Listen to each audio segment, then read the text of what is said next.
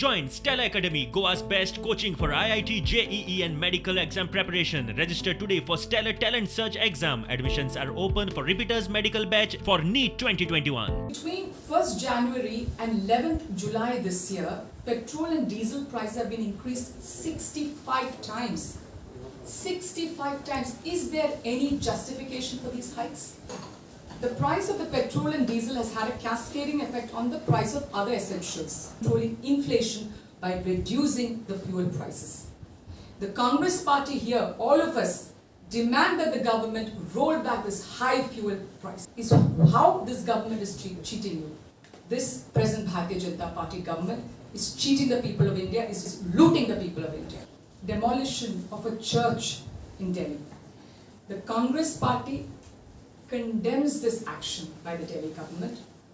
We are very upset, we are sad and we are hurt that a religious place has been demolished.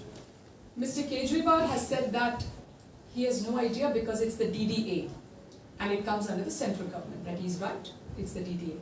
But the DDA committee is made out of two AAP MLAs. The AAP MLAs' names are Dilip Pandey and Somnath Bharati. One BJP MLA, DP Sharma, and 3 BJP councillors. This is the committee.